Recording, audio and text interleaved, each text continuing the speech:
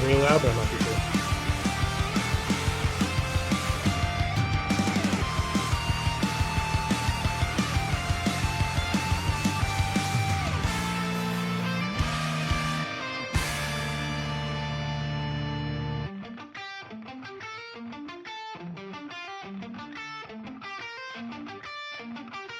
You don't know the fear I feel. Inertia, our words they steal. The doors close, the lights go.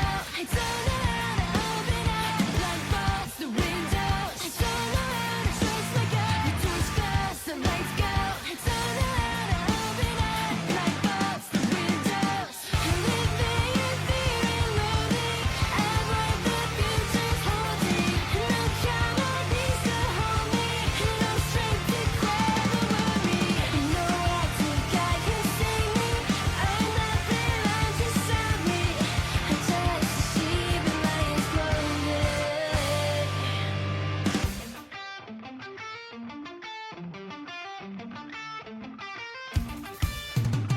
The pressure builds, slow starts to crash. The mind goes and never comes back. Watch my life derail off track. 'Cause I don't know how to act. The doors close, the lights go. I don't know how to open up. Light bulbs, the windows. I don't know how to trust my gut. The doors close, the lights go. I don't know how to open up. Light bulbs, the windows. I'm living in fear and loathing. I'm what the future's holding. No camera needs to hold me. No strength to grab or worry. No active guy can save me. I'm nothing around to stop me. I'm just a sheep in lion's clothing.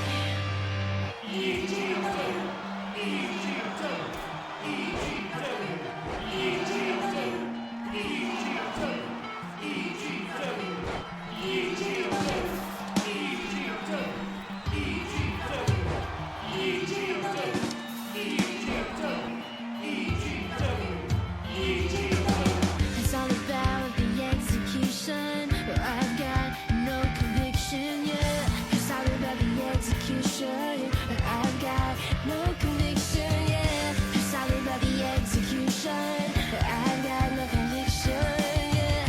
It's all about the execution, but I've got no conviction, baby.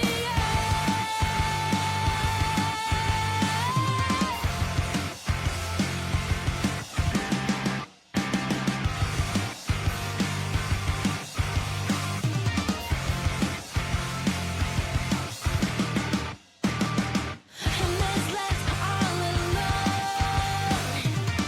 No one's got the ball. Blind stars in every step. What a fucking rush. Living in fear and loathing. I'm what the future's holding. No color needs to hold me. No strength to grab or worry. No active guy can save me. I'm nothing around to stop me. I'm just sheep in lion's clothing. No active guy can save me. I'm nothing around to stop me. I'm just a sheep in lion's clothing. Ladies and gentlemen, welcome to yet another week of EGW Epilogue Gaming Wrestling. I am Jinjin. The Void is still here. Why is the Void still here? Kyle? There we go.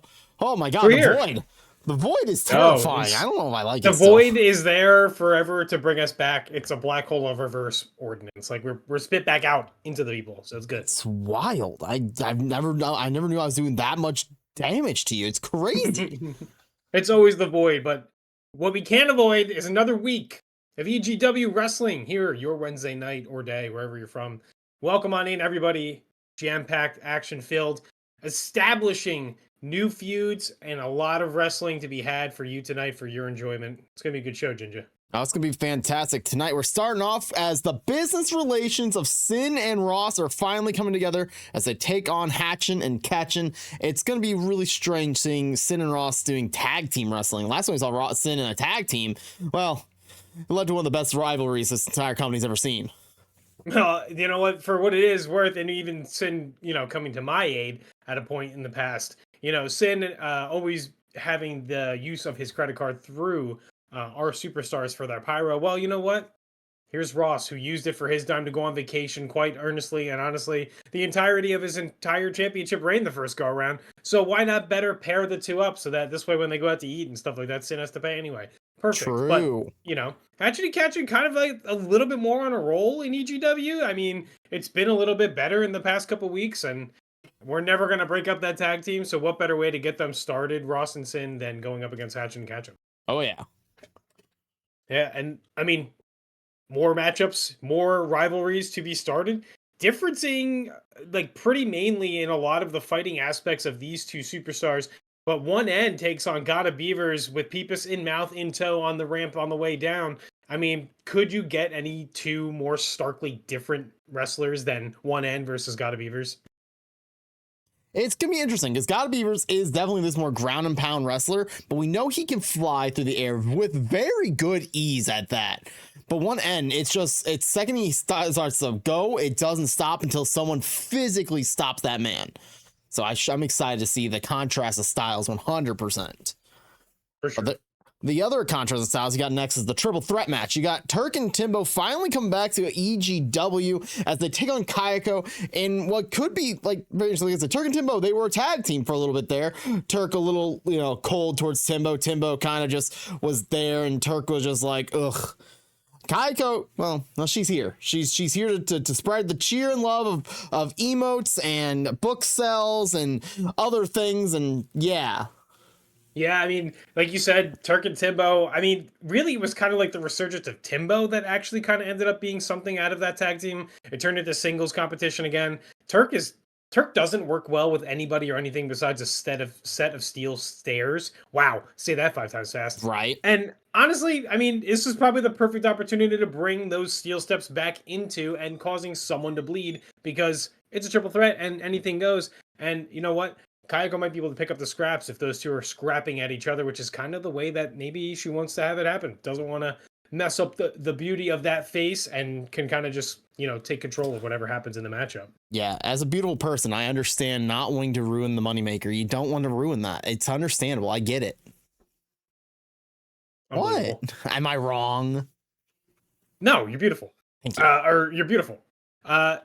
Speaking of beauty and the beast, we have singles competition as well afterwards where Sierra gets to take on Audio in what was once a formidable tag team, one of the first tag teams to start in the division and the competition of the tag team tournament, trying to find out who was going to be, this number one contenders taking the EGW tag team championships for the first attempt. Never really panned out for the tag team. Sierra's been doing really well as a singles competitor, and Audio's been looking pretty good too, so why not pit each other against each other? They may know each other's styles, but is that enough for one to capitalize over another?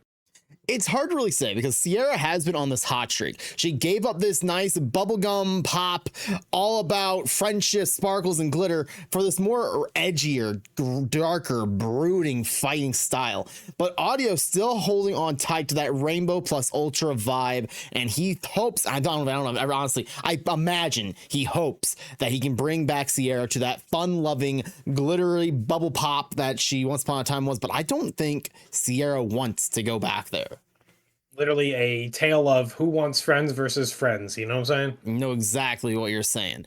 But you know who does want to be friends? It's the unlikely duo as they team up tonight once again. Again, it's so unlikely there should be a tag team, but they just work so good together as they take on the Chubby Bunnies, Stephanie and Jessica Rabbit. My brother was texting me about Jessica again. I keep telling him. I'm sure he was.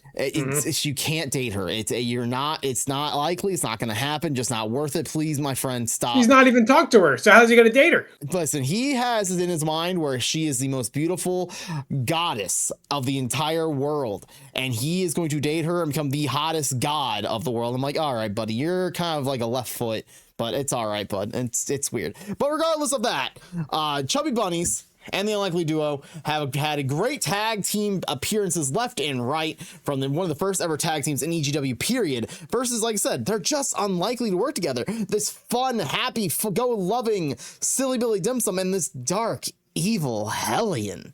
It's working. It's working. Whatever it is and whatever point it is that comes across, and we get the opportunity to see them team up again, and maybe that's the perfect counterparts are what works the best and makes it the best for a tag team. We've seen so many people come together and be so complimentary of each other. Maybe the opposites will attract championship gold around their waists. And, speaking of championship gold, in our main event, the gold's not on the line. No. But we have a fantastic Fatal 4-Way as Tendo Boy rises to the occasion in singles competition outside of the Great Minds, where he normally capitalizes with his best friend Ben, taking on the wise Melone, who for some reason still finds himself in action all the time. He's an active superstar. We figured it out. It's in his contract. Active. It's a loophole. And man, is the hole right in the middle of his chin where the hair doesn't connect. Taking on the funky one, Xela. Hoping to bring the funk, the action, the charisma, the charm, and the glass jaw, as well as Derrick the Destroyer, setting up for a colossal matchup in this Fatal 4-Way. It's going to be massive. These guys, there's 3 champions in this ring. 3 of the 4 champions of EGW has to provide. Contrasts of style. You have Tendo Boy, who is just pure grapple, old school type of wrestling, minus the Nintendo Direct. That is very much new style of wrestling. I'm not gonna go into that very much about how he's very much old style, but has that new style flair. Funky Xela, who I have come to, I'm showing him the way. Been teaching him little moves here and there, especially the headlocks. Got him in the headlock the other day. He said, "Please let me go. Your armpits smell like cheese." And I'm like, "That's how you know you're learning proper, kid." Runs in the family, runs in the family. Derrick, as we all know, Derrick the Destroyer, the man, the myth, the guy who needs to understand that he is very close to losing that championship if he's not careful. I'm watching you, buddy. Every step you make, every wrong move you turn, I'm on you, buddy. No mistakes anymore for you, bud. You're the world champ. He's got to make sure not to mess up, or else he could. Champion. The world champ. I don't want to hear that. And then you got the wise Melone, as you pointed out. He's becoming a very active superstar here in the EGW. And every time he steps in that ring, I get a kick out of it, because I don't know if he's a fan favorite at this point, but he's an R favorite. He's an R favorite for sure. He is the commentary desk favorite 100%, because this man is just entertainment through and through. You're for sure right. 100%. Jam-packed, action-filled evening for all of you. EGW Wednesday nights. It's going to be electric. Oh, yeah. And it's going to be so electric. We got the first match right now. Ready to go for you. Maybe? The following tag team matches. The Void is really active today. It's really showing itself. Introducing first, he is Ross. A little bit more flair this time for Ross. Maybe coming through the Void with all this black gear getup. I mean, he was run down kind of like happy/sad Corbin. He was wearing like barely a button-up, Hawaiian shirt. Now looking dressed for the part at this point. Maybe Sin dressed him in leather. He likes to dress in. I think Sin definitely had a hand in this. This 100% reeks of what Sin does, and it's not just because of the garbage scent that is definitely also on Ross for some reason, but it's definitely starting to show that Sin has an influence that is toxic in a way. Yeah, you're right. He does stink. I thought it was either him, or I thought maybe you tooted. Couldn't really tell. Listen, if I tooted, I'd tell you if I tooted. That way I give you a warning to run 30 miles away. I appreciate it. I'm turning the fan on right now as we speak. Ross is ready to go waiting on his tag team partner. Weird that tag team partner, they don't come out together, right? And maybe they like to show each other off. Partner, oh. He is Sin. I told you, man. Look at all the leather. It's so much leather. Oh my God, he really did. He's dressing Ross. At least Ross did not come out in a Sin upper piece gear. That would have been a little suspicious. I would have been like, you know what? Maybe Ross did totally just forget his gear. It's one of those things where Ross has been on one of the more losing streaks of EGW's history, but however, he's been on a win streak lately, and maybe Sin has influence there. I mean, Sin has the money, he has the funds. I don't know how much are left because we keep swiping the card. But I mean, Swipe him left it and could right, be baby. a way for Ross to get back into it where maybe he needed new gear, maybe he needed new socks, maybe he needed a new girlfriend. Who knows? So wait, you're saying he got a new girlfriend? Wait, hold on. No, he can't get a girl. Oh, gotcha. Makes more sense now. Just ask your brother. True. My brother definitely can't get a girlfriend.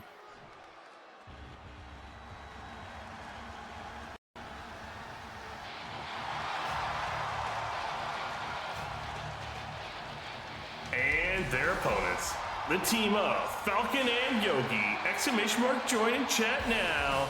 They are Hatchin and Catchin. A dynamic duo, a formidable force, an EGW and MCW staple of a tag team. These two are best of Hatchin and Catchin friends. Do they win all the time? No. Does that matter? Kinda. Do we care? Kinda. Yeah, it's Hatchin and Catchin. I care a lot because, like, trying to figure out who are our top tag teams in this entire company is hard enough as it is, because we have one of the most densest tag team locker rooms in the entire history of professional wrestling. It does feel like everybody wants to be a tag team. You're right. Everybody wants to be the champ, and everybody also wants to be a cat, and that's why Falcon wanted to be a bird, to prove to the world that not everybody wants to be a cat.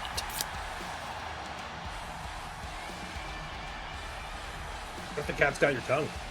The cat might have my tongue, and it's probably ripping and gripping, just like the Hatchin and Catchin. And as always, every match there is an Epilogue Gaming TV channel point Gamba on the line. Please feel free to put your points on the line for who you think is going to win the match. As we started off rough and rowdy here with Ross and Sin taking full advantage of Hatchin and Catchin and putting, guess what, Yogi on his back. You know, I was doing the statistics. I was watching back the film. Yogi has spent roughly about 75% of his EGW career on his back. And you know what? Good for him. Yeah, I mean, if you're not going to be on your front and you can't sleep on your side, you might as well sleep on your back. I've always said this. That's how the sleep paralysis demon visits me every night anyway. Ooh, you got one too? Is his name Steve? No, it's actually a leprechaun, and his name is Schmidt. And what happens is I have to collect my heels 3 times, but I'm frozen, so it's very tough to get out of that. Yikes, that is terrifying. Yeah, and now we are in the ring as both teams are kind of trying to get an advantage here. Yogi putting Ross into the corner, Sin getting turned around by Falcon. We're kind of fighting back here. The leather works well for Sin, but I don't know if Ross is used to it now. I kind of hear him squeaking from up here. He's squeaking, and he's got his leather briefs up his butt crack, as you can see a little bit of a crease. It kind of reminds me of... Wait! Did Yogi just super kick Falcon? I'm pretty sure, while trying to look to make sure that there wasn't leather briefs on somebody, that did happen, yes. And it got him going. Look at it. That was the way to go. It's tough love. It's the jumpstart your heart moment. I was trying to make this the statement of his butt is looking kind of like a credit card machine, though he sends credit card with all the time. Imagine getting sand in there. That would be just miserable. Well, thank God he's not here next week then. Imagine getting thumbtacks in there. Oh my God! Please, no thumbtacks up the tight ass. Look at that forearm across Yogi's face. He knows he's asleep too. Oh, he woke up. Nap time isn't all the time, but it's most of the time. Like I said, 75% of the time. Yogi, the percentage just keeps going up. He's on his back right now. And the night, he might be up to 80%, honestly. Into the corner goes Falcon, but Yogi's there to be the partner in crime that he needs as he drives the elbow across the right side of Ross. Getting kicked in the face is not stopping Falcon here. Yogi doing some nice cleanup work for that. Well, he was, and he just threw it on the ground and gave up trying to help Jolty out. Well, he's a good dude. Maybe he brought the trash can out from underneath the ring to get Jolty set up for later since he's not in the match. As Falcon goes for the pin here. Finn just happy to have somebody on top of him. Oh, and a spear by Ross! Dropping Falcon, going for the pin. Yogi's asleep. And Yogi kicks out as Falcon kicks out, and they both get up. You know, it's that tandem tag team work that we love to see. Man, they work so well together, you know. Yogi really could have broken up the pin at any point, but instead, decided to kick out in solidarity. Just lays there Outside on the ring to go. Just like in solidarity, laying on his back. Whoa, Yogi, get up. Yogi, Falcon's up. Oh! Oh, that springboard lariat going for the pin. The referee's counting somebody outside of the ring, giving Yogi plenty of time. It's going to break up the pin, and Ross taking advantage of that. Damn! Spin around cutter, and a frog splash blocked with the knees, but Ross is there, and maybe he's thinking, I'm going to take out the trash now. Oh Off my the God. skull and grabbed by Sin, and another one off the skull as Sin with a huge suplex as he spins the hips and he keeps the grip around the shoulders for a second suplex over the top, going for the third Canadian Migo. Nip up as he kicks right up, and now turning their attention on Yogi, who was about to take a nap and is now hurting everywhere. You know, they have called Sin the Canadian Eddie Guerrero because he does lie a lot. He does cheat a fair amount. And by God, does he steal the hearts of absolutely nobody, actually. Yeah, actually, pretty much. And I think Sin was just really excited about watching because he's not doing anything with Yogi over there on the side, as Falcon is reversing now and getting back into the fight on the outside. Meanwhile, Yogi Irish whip into the corner, kick to the face, dropping Sin down on his bum, and drop kick straight to the chest. Look at the strength of this guy, right into the knees. Falcon putting Ross down and out. Sling blade by Yogi in the ring. But Ross really had trouble there. He kind of got starstruck. He saw Ross. He's like, man, my boy is doing great out there. Forgetting that he's even in a match, then thinking that he's, you know, commentating with us. Some fighting back while Falcon is on the outside looking for some hardware. On the shoulders in a precarious position as he fights his way back out. But Ross is back up, springboard and a punch. Breaks up the move. Kick to the gut. Oh, man. but Falcon coming in to save. Maybe trying to hit Yogi back, but actually got his opponent. Oh my goodness. Yogi on his back again. Elbow driven to the back of the head of Falcon. Big elbow from the top rope.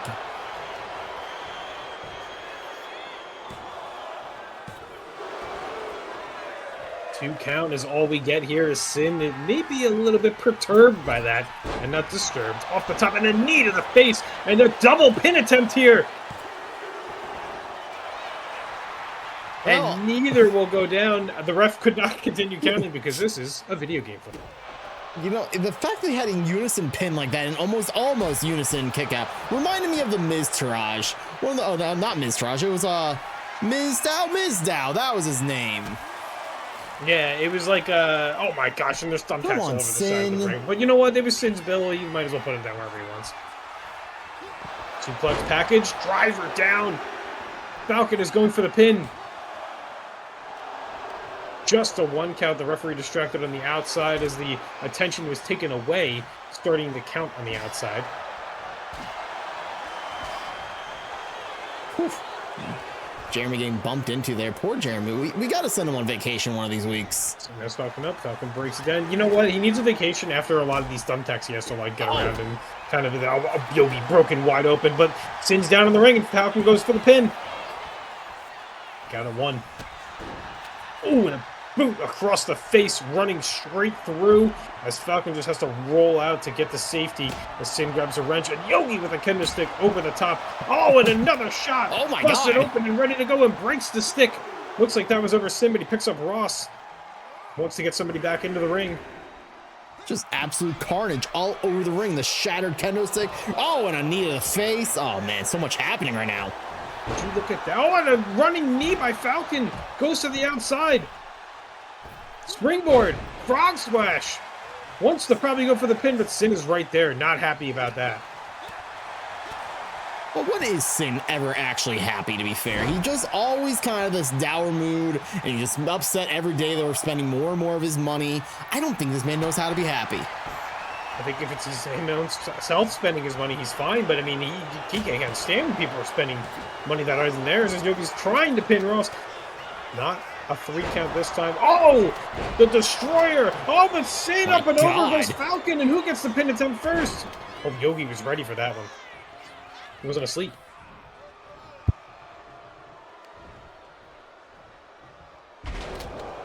Oh, man. High impact moves, flying forearm from Falcon as Yogi rolls his way out as Ross turns his attention on the Falcon. There's 2 men left in the ring now. Both their partners are outside. Up on the shoulders he goes. This could be it. Calls for it. Gets a shot off the chin in the middle of the ring. Goes for the pin here. Yogi crawling. And that'll do it as Ross and Sin pick up their first victory as a tag team here in EGW. My God, it really does show that leather might make the man and get victories for people. I can't believe that they're wearing the same exact leather and they both won. Look at this package suplex on the third hardest part outside of the ring there as we exchange blows inside of the ring. And of course, Ross, devastating knee shot off the chin as Sin. They both went for the pin. Nothing doing here. The referee could have continued counting. Maybe that could have been a problem, but didn't end up being one. We found our opponents against each other in the ring. Another package suplex wasn't enough because the referee was a little bit distracted. Started the count late. He is Ross, and he is Sin. Not necessarily needing to be a tag team when they come out, but when they're together, hey, 1-0. 1-0 and deadly as all get out. And like I said, this tag team division is so thick, so dense. You can only imagine what's going to come next. Probably just more thick density, I guess. I mean, you're not wrong. It's a very dense tag team division, and it is destructive across the board. And we have to start questioning who is the next tag team to possibly pop their face in front of all of us next. I mean, it seems to be like maybe it's just EGW's thing where a lot of people are trying to formulate a tag team and get gold amongst the two people because it's easier to rely on somebody than try to fight your way through all the singles competition. We've seen how tough that has been, and we see how tough it is in both companies, MCW and EGW. And honestly, there's not a great track record of singles titles being held on that long. Looking at you, EG-MCW title. Oh, but like, that thing is so cursed. It's cursed, and you know it hasn't been cursed so far, thus far. At least there hasn't been title defenses for it, but the tag team championships. And if they're up for grabs, who's to say that a leather-bound stinky cheese team can't win it, you know? It's one of those things, see, stinky leather bound. What the heck? That one broke me a little bit. I was ready to go, and then it just actually hit me. Stinky leather bound. He said, what? He runs in the band. Like I said, we're going to find out who the next tag team number one contenders are after the tag team title match this upcoming week. Next week, we have the summer kickoffs, and Ben gave me the official announcement of what their tag team stipulation will be. As you guys saw last week, Ben beat Azure to earn his opportunity, and Ben asked me, Jinja, talk to me, sweet boy. And I said, all right, a little weird you call me sweet boy, but we'll deal with that later. He's like, all right, cool. Well, what is the type of match that would be so destructive, so wasteful of money that we could easily just spend too much money way too quickly? And I said, it's like, Ben, there's only really one answer for that one. It's an iron tables match. And he's like, explain this to me. And I'm like, okay, Ben, I get it. Iron tables match, definitely not easy to explain off the top of your head. You know what an Iron Man match is, right, Kyle? I know what an Iron Man match is. I know what Iron Man and Pokemon is. True. So an Iron Man match is you go ahead and you try and get as much pinfall submission victories as you possibly can in a allotted time limit. In an iron tables match, you got to put your opponents through as many tables as you physically can in an allotted amount of time, which in this case is 15 minutes because that's all the time we really got for tag team action. We'll take a nap if there's any more than that. I mean, I'll be putting through a table and put to sleep. You know, I'll be like Yogi 75% of the time. You know what I'm saying? I know exactly what you're saying. It's one of those things. Good because I said that really fast. You did say it fast. You're gonna say you're gonna be like Yogi, you're gonna be passed out on the ground 75% of the match. Exactly. I get it. So next Gamba week, is up right now, by the way. If you guys want to put your points on the line before the timer runs out, but please feel free. But yes, you were saying next week. Next week, expect that match and many more. We'll go over those matches at the end of the night. We don't have fancy graphics and such yet. The graphics we're fancy enough. Don't worry about it. Words are gonna be fancy enough for the night. And if you don't like that, well, that's too damn bad now, ain't it? That's too damn bad. Yeah, I mean, listen, we come up with the graphics before, and if you did get the chance to see the graphic, you would know that one end gets to take on GodofBeaverz here in this next matchup. The Gamba is live. Timer is running down. Please put your points on the line as you choose who's going to win. Is it going to be the athletic, the high-flying, the impactful moves and maneuvers of one end, or is it going to be that goblin-toting, crawl into the ring, super orange GodofBeaverz, that unorthodox style of wrestling, that new up and coming, I'm going to be a singles competitor, but I don't really know what I'm doing half the time. Kind of feels like a good vibe. I mean, that you fit right in here at EGW. It's true. He's going to fit in well. And, I think we can find room for him to train with me, I think. Big and orange, I'm in. I think he would train with you. I think he's in. He is 1N. But don't give up on 1N, who has put together quite a stellar pedigree so far.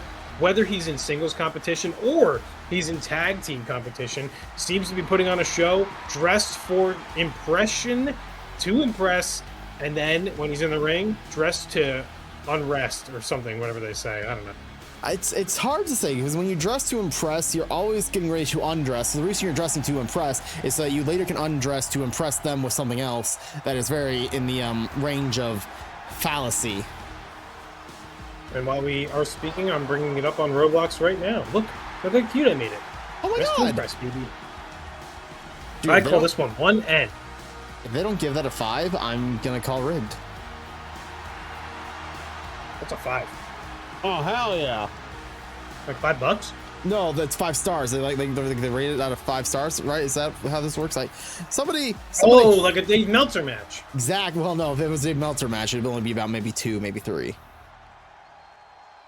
1N awaiting his opponent in the ring, dressed to unimpress, or whatever they say. I mean, he's still dressed to impress, honestly. If you see that man in the vest, It's true. Have you seen this man? By the Peepus, he is GodofBeaverz. Peepus in toe, in mouth. It probably stinks like cheese too because it's a stuffed animal, but you know what? It's a goblin nonetheless, I guess. Stuffed animal? What do you mean stuffed animal? That's the Peepus. He's a goblin. I don't know. This is kind of reminds me a little something stinky about a guy with a mask from Canada, but I digress as GodofBeaverz is crawling his way down to the ring, maybe trying to disturb a little bit the peace and serenity that comes from a 1N ensemble. Can he avoid the attacks? Can he avoid the onslaught from 1N? I don't know. It's one of those things where you have to wonder, because 1N is not exactly the most veteran superstar in the company, but also this is Beaver's like maybe 5th match total, maybe 4th. Honestly. You know how I know how many matches Beaverz has had? How do you know this? Because when I see him, I in my head can literally not get it out of my head. So yes, 5 matches. 5 matches. I was worried it'd be 6 or 7, you know what I'm saying?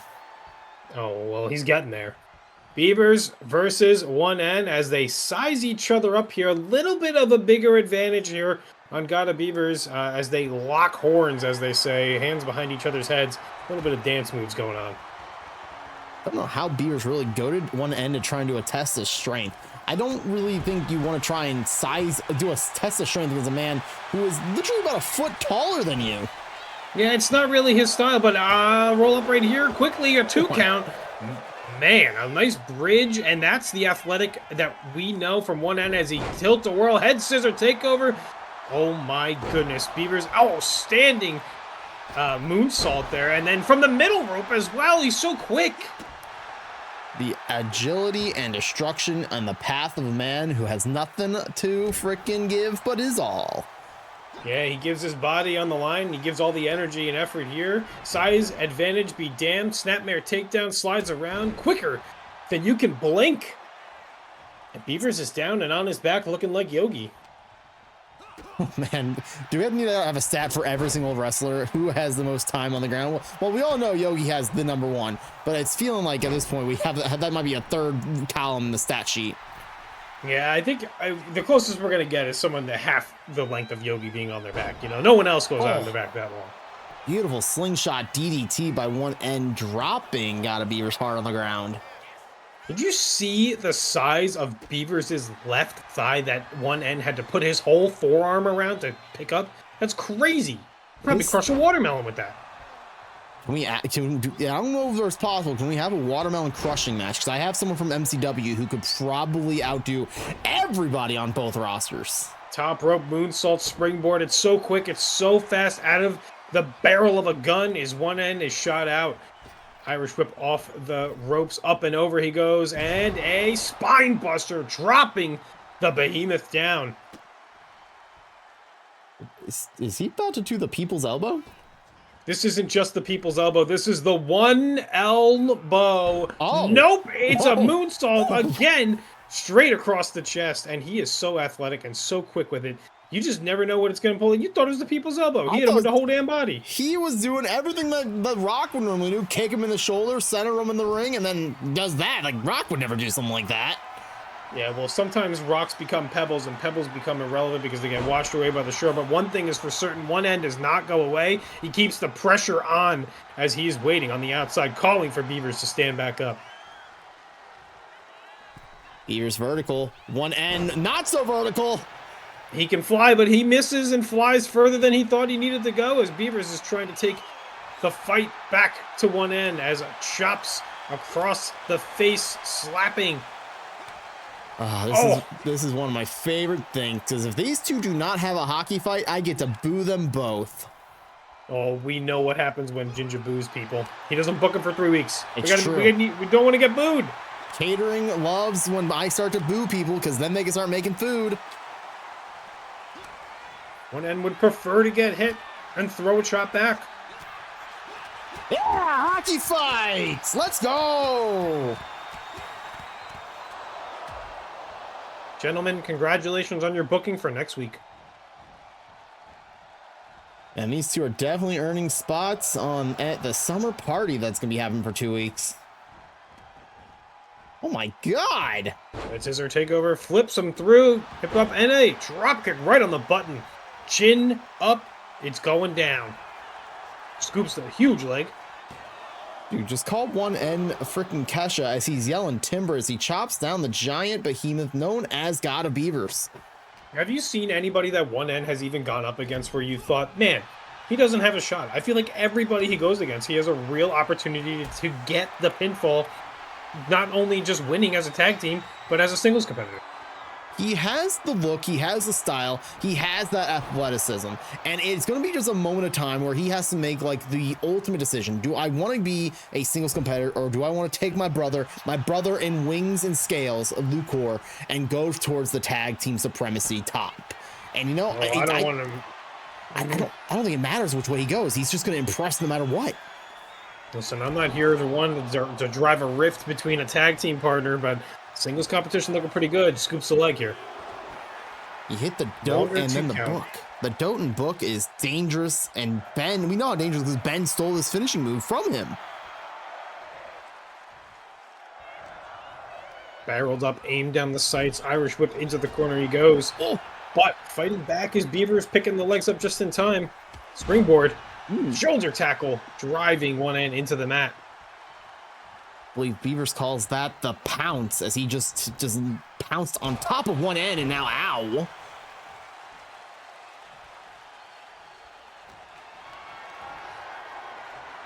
Scooped up with ease. There's that size in that frame. A slam down as he walks him halfway across the ring.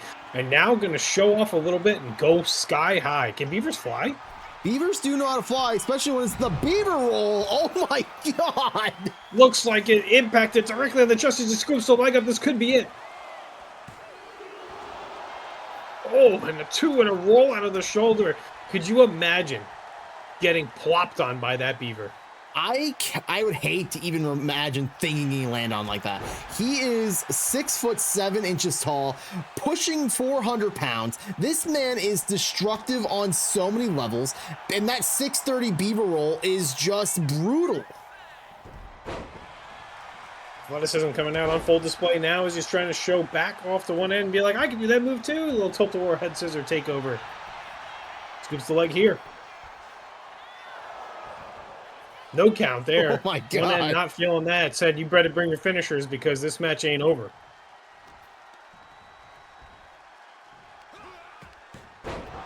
Oh, poison Rana from out of nowhere, throwing one end on top of his skull. Oh, fighting back, headbutt. It was a headbutt that got reversed into what I think was a spin kick from one end. Another spine buster into. Oh, shit, is he gonna do it again? This would be the people's elbow if you're asking Ginger, but it looks like the people's moonsault here. No block this time. He does it with such ease. Like, he's not even thinking about it. He just fluid in motion. He's entered the flow state when he does that.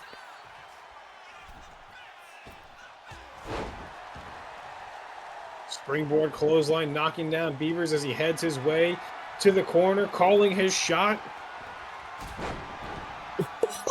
Springboard Pele kick, dropping Beaverz down. Could this be it? To the corner he goes, up top. Shooting star press? What on earth? Flew halfway across the ring for a shooting star press and goes back up top again. Turns around this time. Oh, but driven the knees up. How did Beaverz able to do that? The 450 moonsault got reversed is so saddening. Out of all the moves. The beaver roll again. Smashing down into the chest, the sternum area. Scoops the leg. And a 2 3/4 as one end drops out of that pin, pulling his shoulder up and rolls out of the ring and needs to catch his breath, but Beaverz not going to let him breathe here. Beaverz, like a wild animal, he truly is, staying on his prey as if it was nothing. Well, it might be a big mistake on his part, actually.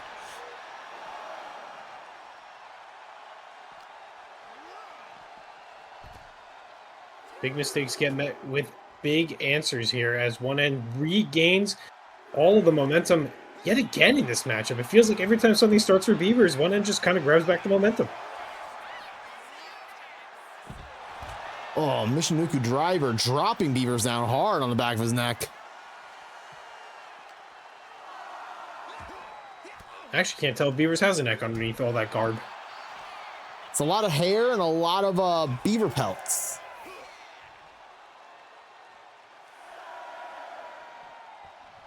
Beaverz allowing one end to get counted as it's getting closer to that 10 mark. One end's got to get back in the ring, and he does. Scooped up. Driven down. Dope and book. Scoops the leg for the pin. And that'll do it, one end. Capitalizing on all the finishing moves thrown Beaverz' way. Here is your winner. He is 1N. One end coming out victorious, yet again showing that he has the singles aptitude. What a match, what a finish. Great job once again by one end coming out on top. He does what he's got to do to be at the best, and I, for one, I can't wait for him to take the next step. I want him to make that next move, and like I said, as much as I don't want him to not be teaming up with Luke, I think the play is him being a singles competitor, honestly. Yeah, I mean, at this point, like, you look at it, like, the two ways you look at it is, are we going to have Lucor and one end face off for the tag team championships, or does one end feel like the opportunity is there right now in the singles competition world, which honestly it may be, to gather gold that way? And you know what, I could see it happening for sure. Well, you gotta remember the curse of the EGMCW championship. The Wise Melone ain't gonna hold it down for long. He's got to face next week up against Sean Norris. So all we know is Sean Norris is probably gonna take the title away, which means one end can just easily slide in there and take his first ever singles championship in a matter of moments. It's just that easy. It's that easy to kind of just insert yourself. A couple wins sometimes does it, as it's just enough to kind of get you the momentum that you need to put yourself in that position to be a number one contender, because there aren't that many people that do string together win streaks, and one end has been one of those people to do that. So, you know what? Maybe I'll talk to the commissioner. Maybe I'll talk to the commissioner's brother. Maybe I'll talk to the commissioner's brother's love interest and ask them. I don't know. Maybe. Anything can happen. It's true. Just like anything can happen in our next match. Triple threat action. Kiako versus Timbo versus Turk. And one hellacious triple threat. Versus Timbo versus Turk. And you know what? Out of all that, there's only two necks involved in the entire match. There's going to be steel steps. There's going to be books. There's going to be emotes. There's going to be anger, spit, venom, blood, probably thumbtacks. I mean, we're adding all the stuff in EGW style here. Like, this is just, just bound to happen. It's just a non-stop slop of slop, and it's just going to keep on pouring all over the place inside this arena tonight. The following triple threat match is scheduled for one fall. Introducing first, he is Turk. There he is, the big man himself. Turk has always been a force to reckon. A force to understand that no matter how many body parts he's missing in the shoulder to head area, he is one thick dumb bitch.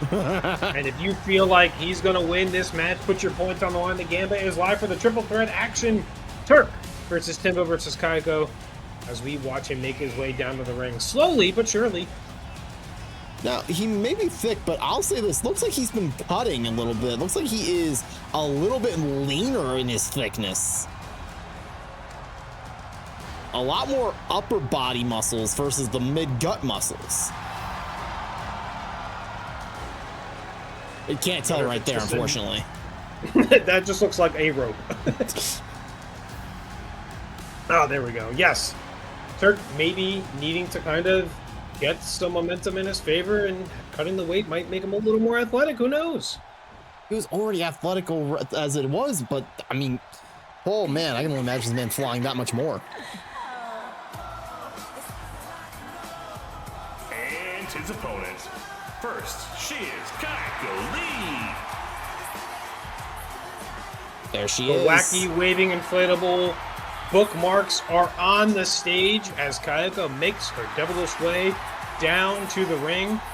Beautiful as always and ready to rock and roll here in this matchup. Triple threat competition. If you feel like Kiako comes out victorious, feel free to put your points on Kiako in this triple threat match. She is dynamically ready to go, and she's pumped up. It looks like she's got that little extra swagger in her step tonight. Look, pointed at you, Kyle. She was pointed at you. Oh, I'm up here. Well, who's she pointing at then?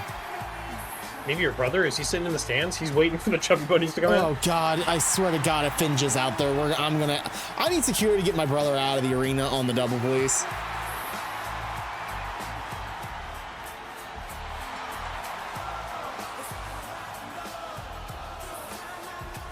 I think she just pointed for security to grab him. Yeah, perfect. Okay, cool.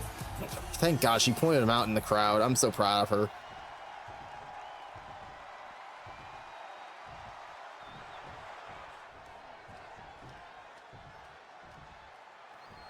And finally, he is Timbo. Does our audio engineer want to play Timbo's music, or? I think this is it, Ginger. I think this is just the new way that Timbo is going to be recognized here from his NJWF days. Maybe he's just overplaying games and the music doesn't exist anymore. Well, this is just unsettling in a way. I'm just really used to people coming out with music and such, and this is giving me off original Vladimir Kozlov vibes, and I'm terrified of this. So maybe he's singing a song in his head, and I don't want to know what the song is. I'm pretty sure it's Call Me Maybe by Carly Rae Jepsen, if I had to make a guess. If you haven't already done so, please put some points on the line. Your Epilogue Gaming TV channel points going towards who you think is going to win this triple threat match. Turk, Kiako, Timbo, with no music. We're underway. Music. I guess he doesn't have music now. Okay, I guess we're going to be okay with that. Well, he can tune out the sounds in the arena, but he can't tune out that shot to the chin, starting off with that running axe kick from Kiako. She rolls up Turk, trying to get this bridge pin here. That is like the perfect prequel to what's coming up in this matchup. If Kiako can get the victory here over two established wrestlers in EGW, maybe that does numbers for her favor, like we were just talking about, like with 1N. 1N has built a great resume with every little bit he does, but I can say this about Kiako. She's been in a lot of triple threat matches, and she's finding a way to always overcome that numbers game every chance she gets. Has it gotten her anywhere? No, I'll say that much also. She has not gotten very far with all this. It's gotten her in this match. I think that's true. She has gotten into this match specifically. Turk with a new move, the really just like a kind of like a fireman's carry into like a press slam, sitting down for the pin. Like you said, maybe a little more athletic, can get his arm. Maybe he can scratch his own back at this point. He might be able to finally, cut that weight and you're able to reach around, it'll shake your own hand behind your back situation, Oh my God, just laid into Kiako. That's a lot of body weight to get off you. If you're getting pinned by that, you're looking like Yogi taking a nap.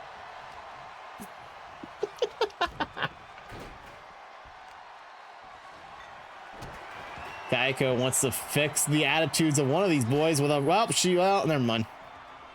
Sorry to waste your Not time, really used to Kiako. using tools, as the pen is more of her statuette as she's writing and now writhing in pain as Timbo using some dirty tactics here, maybe pressing on the temples in the head. And Turk doesn't know how to swing a bat. He's just got a new physical form and misses completely, but with a shot over the shoulders and a shot to the leg of Timbo. And over to Kiako, he goes off the skull, ready to swing for the fences. 3 for 4. That gets you in the Hall of Fame, Ginger. Yeah, it really does. Oh my god. You see his arm, how it was bent? I think Kiako almost broke his freaking arm. Yeah, I think, you know what? I think that's in one of her chapters, so that kind of makes sense. You know, I feel like we have to point this out. The thing that Turk was holding on to is nicknamed Janice. It is a 2x4 that is painted black and has multiple nails nailed into it. But do not worry, those of you who are in the criminal law justice system, those nails are rounded down, so they cause a lot of physical damage, not slashing damage. D&D words. 2x4 is indeed perfectly the numbers that Turk could actually count up to, so we did let... Timbo sets up and the table just collapses. And a double axe handle across and nobody falls down, unimpressed, and instead of picking up the table, Turk grabs the trash can. As Timbo breaks the back of the head again of Kiako, a spinning roundhouse kick from Turk. What the hell is going on here? He's more athletic, and Timbo really wants Kayako's eyes for some reason. I guess so. Oh, and a running axe kick again. This time off of the, I think I can see, yes, that is the chin of Turk. Wait, did Kiako kick him so hard we found the chin of Turk? I can't believe she just separated the clavicle bone from the rest of the head. Kiako's a surgeon now? This is crazy. Well, you know what they say. She's a doctorate of writing books and bouncing checks that asses can cash, or something like that. On the outside is Turk and throwing Timbo back into the ring. Who's looking? He's showing it off. Oh, never mind. Getting kicked in the stomach. Oh, feeling nothing about it, though. Hey, he's still 1,900 feet tall and 1 billion pounds, so maybe he doesn't feel kicks like that. But Timbo dropping on the back of his head on the 5th hardest part of the entire ring area. As Kiako has a wrench and she drops it over the head of Turk. Timbo not wanting to take another one of those shots. Just a clothesline to the back shoulders and back of the head that he's been really putting some pressure on. Now, Timbo started turning Kiako around. I thought he was about to grab at her eyeballs again. I'm like, please, for the love of God, we don't have eye insurance for people here. Well, he doesn't have very many moves, but the moves he does have are all centered around the face and eyeballs. The eyes, the testicles of the face. Remember this. Kiako running around the ropes as Timbo goes for a pin and kicked in the head there. Kicked the head again. Blocked by Turk. Oh. Spear by Turk down on the ground. Timbo rolled out of the ring. Pin. Kick out at 2 as Kiako tries to stay alive in this matchup for the benefit of also Timbo. Up the middle rope. This man is big. He's on the middle rope. Oh my! Knees to the face and down goes Kiako as Timbo tries to take control but can't get a move in edgewise. Turk is picking him up in a powerbomb form, fighting his way out of it. Punches to the head. Shoulder tackle. Unbelievable. That was enough to take him down. Nothing doing here. But blocked again. No dragging Turk over to the ropes. Man. Turning his attention on Kiako, who had a wrench in her hands. Dude, Timbo does not want Kiako to have that wrench. He keeps knocking it out of her hands and not letting her use it even a little bit. Yeah, every time it goes for Timbo, it seems to be like Timbo's ready to block it, but every time she swings for Turk, he doesn't care. He just connects and he just lets it happen because he doesn't feel it. Running Bulldog as Turk is down, and any harder he would have exploded open on his forehead. It's made of paper. Goes to the pin. 2 count and a kick out. Timbo makes his way back into the ring as well, but a flying forearm from inside the ring. Goes Kiako, leaping over at Timbo, grappling and pushing him up against the ropes. Maybe a little bit of satisfaction guaranteed. Kiako, number 1. Not yet in this matchup. Satisfaction's guaranteed, and if you're not satisfied, you don't even get your money back with Kiako. I'm telling you what. I'll tell you what. I'll tell you what. Grabbing a bat and throwing it at Timbo. Doesn't want to swing anymore. He just wants to yeet like a javelin. But Timbo has taken bat before. This time, up and over he goes. I think The Turk fifth is. hardest spot is there. What the hell is Turk Oh my doing God, he's out got ninja there? moves! What is he doing? He roundhouse kicked earlier. He's showing off like he could do karate. Oh, Jesus. Kiako with the steel chair to Timbo's head. Kiako aiming for Turk, missing and hitting Timbo in the head, who's just knocked out Yogi style on the outside. Kiako turns her attention onto Turk now, maybe trying to wear him down. She knows where the wrench is at all times. The question is, I think at this point, we need to make the Kiako rule. If she's able to connect that wrench to the head of Timbo, she wins the entire match. He hasn't been successful yet. In fact, I think the only weapon that's hit Timbo so far has been Janice. Once, and that steel chair that missed Turk. True, he's bad place, bad time. Never claimed Timbo Kiako taking has that bat step that was thrown at perception. him. Nothing going. Yeah, Kiako is the only one perceptive enough to realize that you can win this match in the ring only. But maybe if Timbo or Turk takes one or the other out, it becomes a one-on-one matchup for this victory here.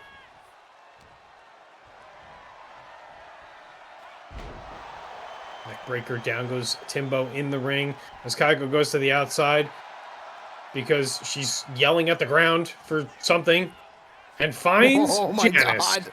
Uh-oh. Oh, well. Out to the back of Turk, doesn't care. He loves Janice.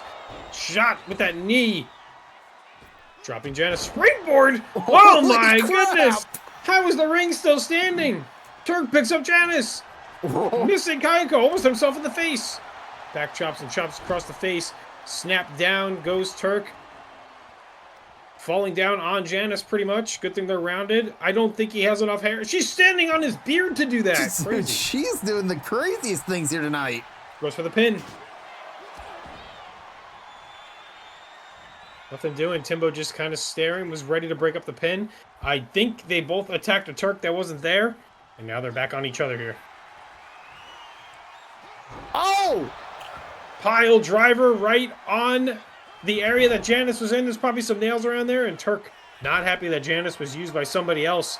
As he picks up Timbo on his shoulders, he goes. Carried over to the corner. Now, if Turk got hit by that pile driver, would that even affect what neck he has?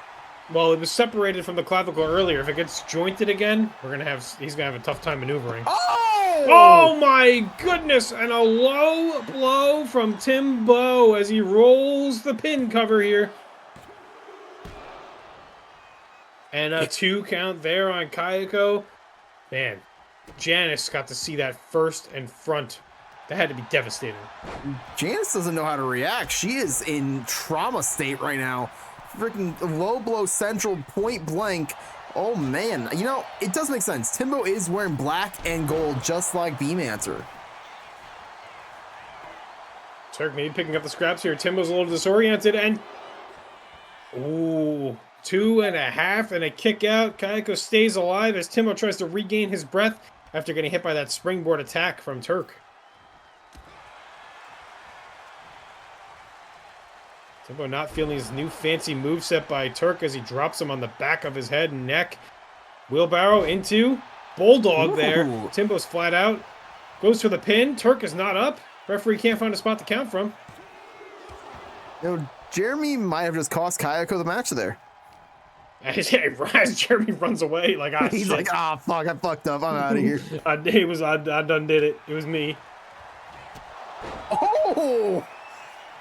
Kick to the face. The Timbo bringing in Lucifer's steps. Rose.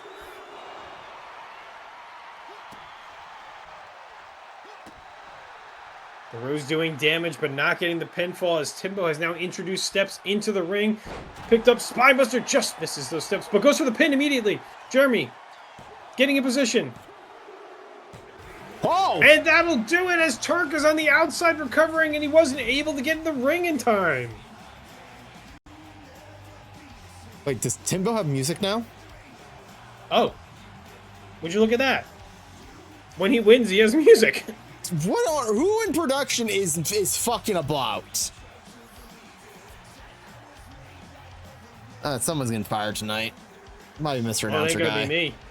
As we revisit, now we see Timbo picking up and a devastating spinebuster. Maybe even caught the back of the head on those steps. And Turk was woozy from being hit before and was not able to regain composure to come break up that pin as Timbo steers Here the is victory. your winner. He is Timbo. Darkness, help! The void is here, Timbo. I Help. don't know what's happening, man. Help. This is out of Help me. control. I'm lost. Help. Let's get back to the booth, shall we?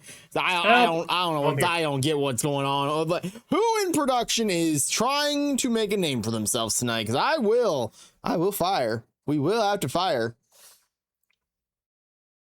Would you be firing yourself? I might be firing myself tonight. Binja, Minja, and Binja all might be fired tonight.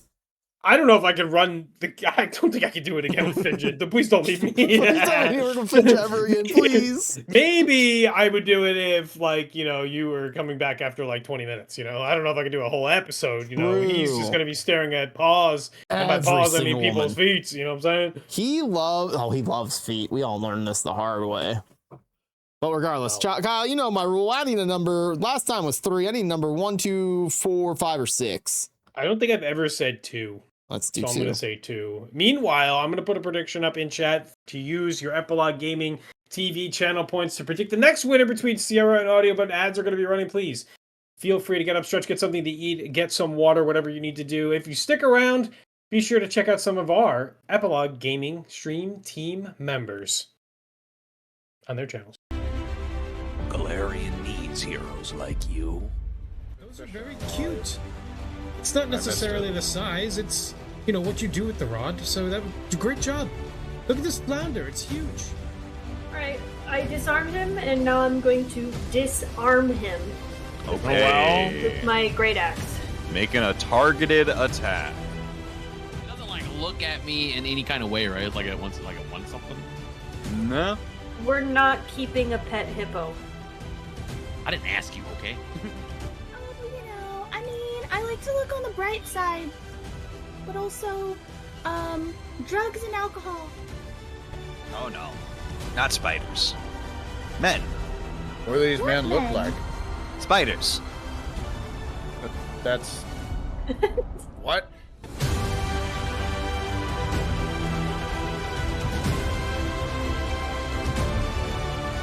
Meet your foes with 10,000 eyes upon you.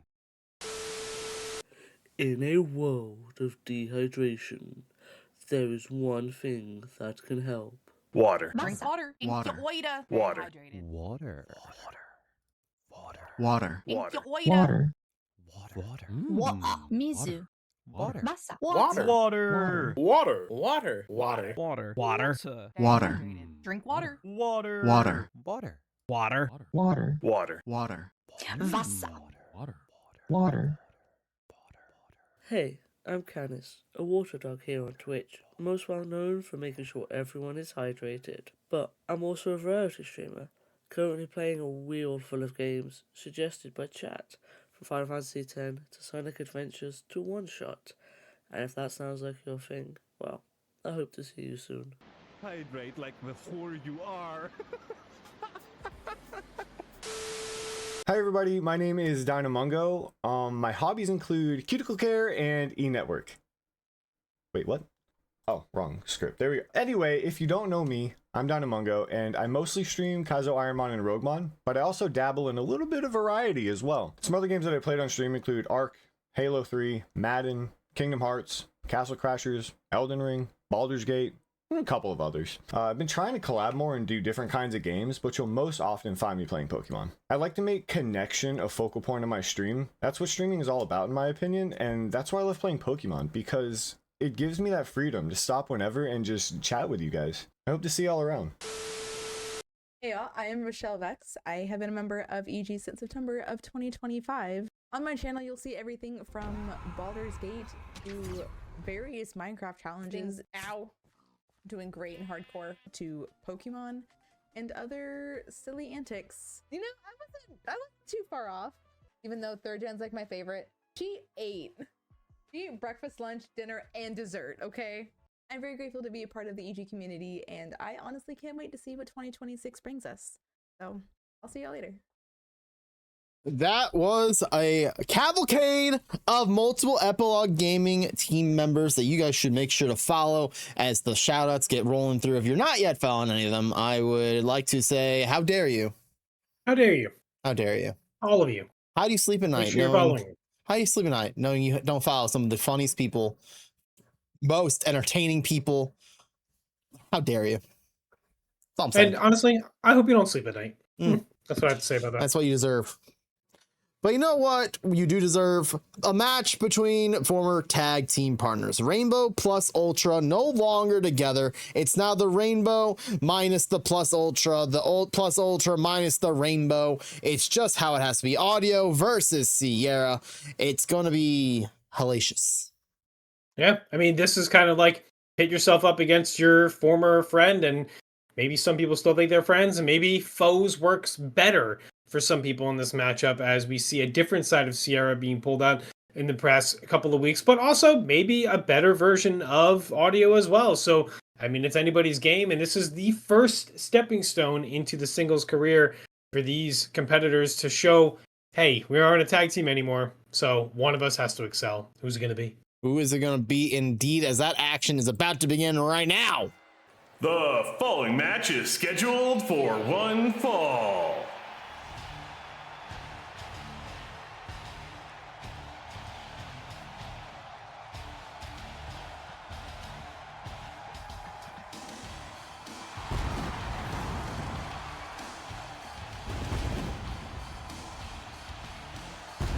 We just got like extra pyro. What the hell is that in here? First.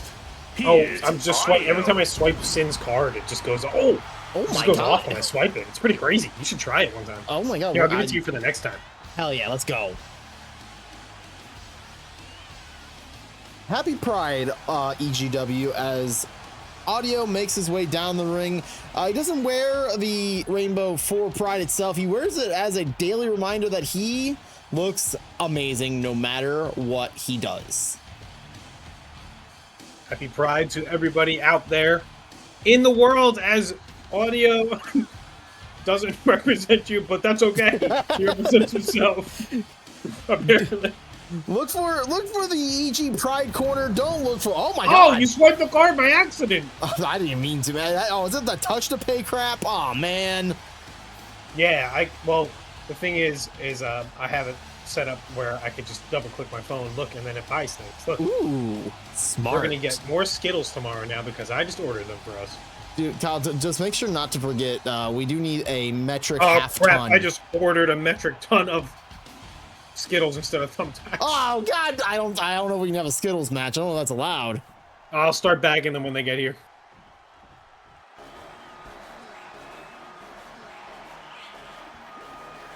And his opponent, she is Sierra. No, Sierra. She's growing on me. She's growing on me, man. Well, the thing is it's all about the passion of wrestling and becoming the #1 wrestler, not only just out of the females that we have here in EGW, but out of the entire roster. The vibe change, the attitude change, the gear change, it all points in the direction of Sierra becoming one of the top superstars that we have to boast here in EGW. She is the person who sings our theme song with Sales Ahead, and on top of that, she is just bringing that more grittier attitude out and about for us here now. And I love it. Bring the noise, bring the funk. We have an all-star packed night going on for you, and look no further than a fantastic matchup between former tag team partners, and we are watching Sierra go to work in that new mentality, ripping at the arm and the shoulder of Audio, and you know what? That's a mean streak right there. Look at this mean streak. She is locked in. She is focused. She is chicken winging him. She's doing everything that she can. Just keep. Oh, well, she was until Audio changed up the script.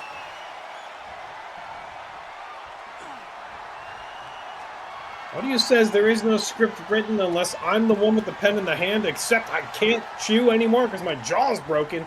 Quick shots with the elbows, but pushing, using that strength and that body build. Hello, Jeremy. As Sierra is in the ropes and up off the rope she goes back into the ring.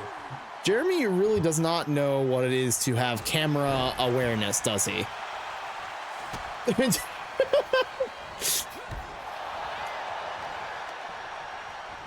I guess somebody whispered in his ear, "Move, Jeremy, please, for the love of God, move."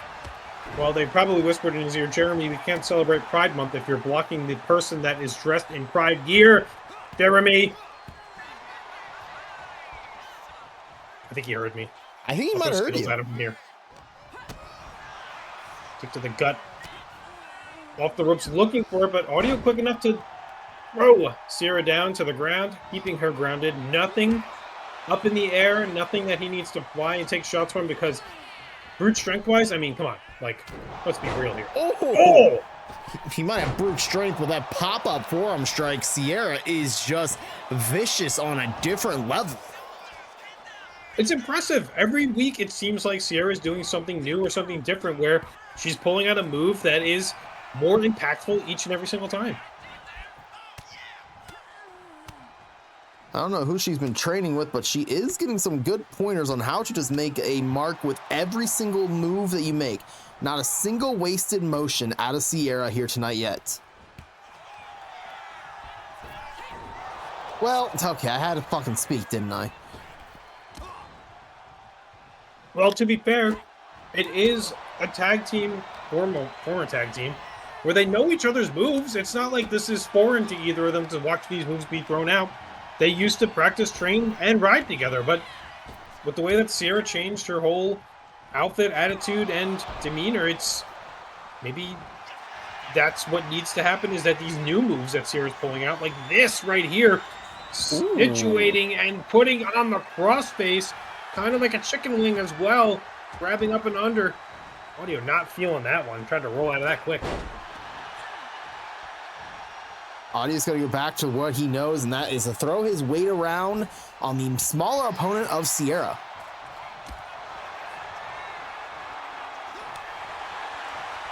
Waiting back and forth, and man, there better be a hockey fight here, because if they lose them, they're not getting booked for a couple of weeks.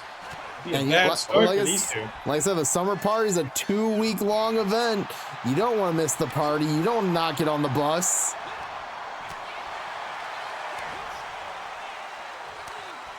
Like, I heard the second party's a little more fun than the first party.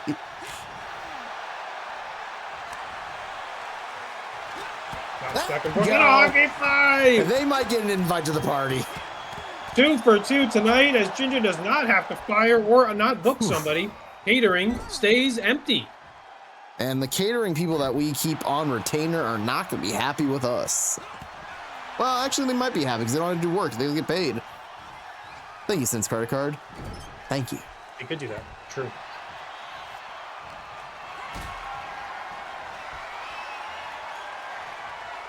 Oh my God. Up high goes Audio, walking all the way across the ring, showing off a feat of strength. And Snake Eyes in the corner. Unbelievable test of durability and strength here from Sierra as she drives the foot straight across the face in the corner. What a hell of a kick. That was a beautiful feat of strength. We don't really see that from someone like Sierra, especially on someone the size of Audio. Wow. Step up knee to the back as Audio had his back turned, looking at Scap in the corner. I also would have got distracted. Dinah's right there too as Sierra goes to the top rope. Missing the stomp through. Overhand right. Grabbing. Hooking. Kick to the gut. Setting up. Powerbomb. Form. Slamming down and holding on to the hands and into the midsection. Going for a triple powerbomb here. Scoops like this could be it. What a destructive... And a 1 count. Oh my God. Sierra's insane.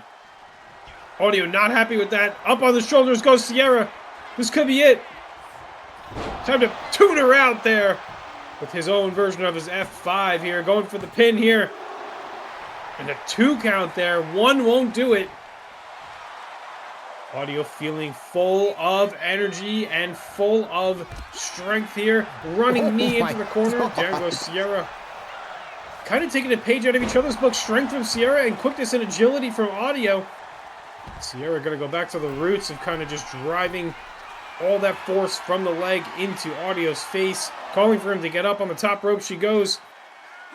Positioning herself. Oh my goodness! A shot right across the chin. It's a ninja drop kick right to the throat chin area, knocking down Audio. Oh my! Oh, release overhead German suplex. I thought Audio was about to suplex her right through the German announce table. Audio is standing tall in the ring as he waits for the referee to get to that 10 count, completely incapacitating his opponent. But look at that, at 5, Sierra is stirring. Back up to her feet and into the ring. Oh. Never mind. Right back down on the ground. 14th hardest part of the ring landed hard.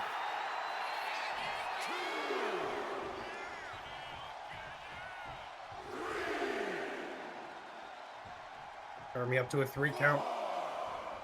Sierra not wasting time for a 5 count this time as Audio tries to stalk and go to the outside, but Sierra's there waiting. In the corner they are. Oh. Release German suplex again. That one looked like it hurt.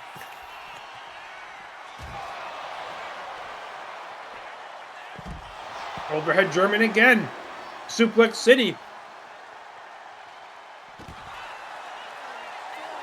Bit of a jawbreaker. Try to gain some momentum back in her favor.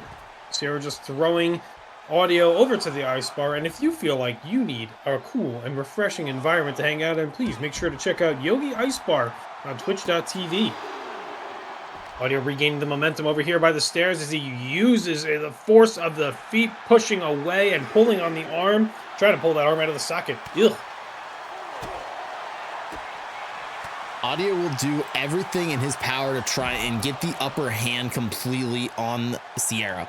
But Sierra, like we said, too feisty, too fast, too furious. Oh, God. What in the hell? I think I got possessed. Possessed just like Sierra is off the top. Driving a knee into the back of the head, and Audio's out. Audio, the lights are out. No one's home. Bringing it back into the ring. Oh, playing possum. He took a break near the ice bar. Nice refreshing drinks at the ice bar. Oh, and over to the corner where one of the 2 tag team members of the Nightwaffen Arena, Ticker Drinks, over there kind of just holding down the fort. Also by Lucor, one end's tag team partner, seeing the Dragon's Den. Referee Jeremy up to 6 as Audio is thrown and trips down, holding his head. He's in the other ice bar corner. Referee up to 7. Up to 8 we go. We never get up this high in EGW. Sierra standing in the ring alone to count of 9. Jeremy counts Audio out, and Sierra is victorious tonight. Sierra doing whatever it takes to get a win. Sierra may have been planted with that Audio out, but honestly, not enough, as a 2 count was all she needed to kick out. Regain the momentum, and up the top she goes, and this is what started the downfall for Audio as she drives the knee across the back of the head, chilling by the ice bar too much. It was just to be reckoned with. She took him out of the ice bar and she kept him in the freezer outside of the ring. Here is your winner. She is Sierra. Sierra picking up a much-needed win and stapling yet again. The change in look, the change in attitude, the change in appearance is exactly what she needs to show and establish herself as a singles competitor here in EGW. What a fantastic match. She made sure to keep it on Jeremy, make sure that he raised her arm with fruition, made sure that everyone knew that she won the match, not Audio. End of story. Now, I did get word. But I digress. My brother is out of the arena. So this next match, our lovely female competitors are fine. They don't need any golf. I can't believe he got thrown out right before the one he was waiting for the whole time. This is crazy. I know. It's just one of those things where it's like it was bedtime for Bozo, as they say, and they threw him out as if it was nothing at all. Easy peasy. He threw a fit, but then somebody reminded him, "You just go home. You're drunk." And here's why it's so important: is because the Chubby Bunnies, who Finja's favorite competitive group for no other reason of competitiveness, but they're hot, is fighting in this next matchup against the Unlikely Duo. And honestly, maybe they needed to not have the distraction of Finja being in the audience, because the Chubby Bunnies have not been putting together a great repertoire of tag team matches ever since first joining EGW and really establishing as singles competitors. Now they're trying to regain their footing in tag team competition, but with a new unlikely tag team, the Unlikely Duo, standing in their way. It's one of those things where we have to question it completely and thoroughly. Like, where is the tag team division going? Who is the best tag team? We currently know that, that's for sure. It is the Disco Dragons. They're tag team champions. Next in line, the Great Minds. But where do we go from there? Who's next? We're always thinking. We're not plotting. We're not scheming. But we want to know. We want to know who wants to have the next opportunity. Because if you're first in line and you don't capitalize on your opportunity, where do you go, Ginger? The probably back somewhere of the in line. Wait, I guess probably somewhere. Yeah. You go to is there the a line void. of catering? You go to the void. Yeah. Here, be careful of the void, because it got us early. So it really did get us feel early. free to put your points, your Epilogue Gaming TV points, on the line in this tag team matchup competition. The Unlikely Duo versus the Chubby Bunnies tag team competition coming your way. Strength in numbers. The following tag team match is scheduled for one fall. Introducing first, the team of Stephanie and Jessica Rabbit. They are the Chubby Bunnies. There they are, coming down so beautiful, so ready, so destructive. Stephanie and Jessica, who have taught each other both the repertoire that they have for each other, where Stephanie and Jessica both have now MMA backgrounds and beauty, style, class, sass, and ass. All the S's that I can think of. Sass, ass, and sassafras. And you better believe that Wait, you got some sassafras? Dude, they got some sassafras. Oh, hell yeah, dude. They're wanting to start this tag team domination. They started once upon a time here in EGW, and now they want to just recapitalize what that momentum was. Early on, this team was proving itself in the tag team division, taking it to the Great Minds, or the #1 contenders, and even singles competition. They need to find their way back.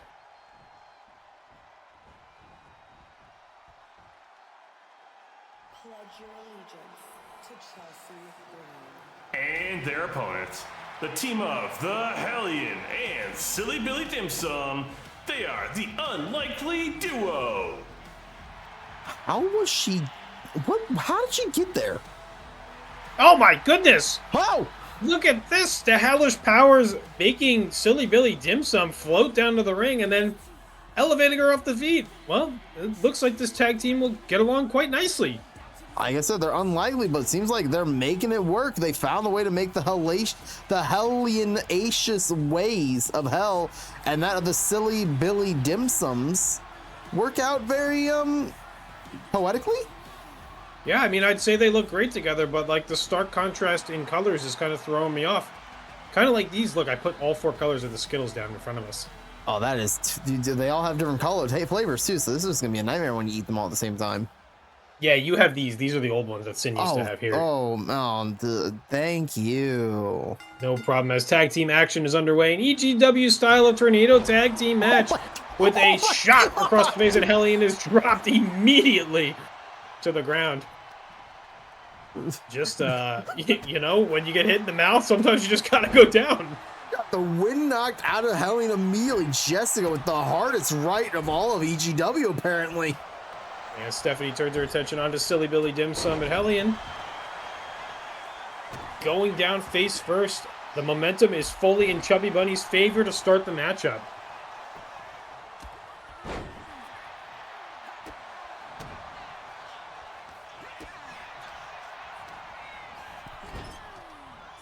Stephanie on one side. Hellion dodging out of the way of Jessica on the other. Jessica learning a lot from Stephanie in the ways of martial arts and combat style, and being able to find some kind of fighting within herself. The beauty was always there, you know? Oh my god! We know it's there. Oh my goodness. Dim Sum might have the hardest right of all of EGW after that one. Oh my god. Oh my god! And a trash can off the top of the head of Dim Sum.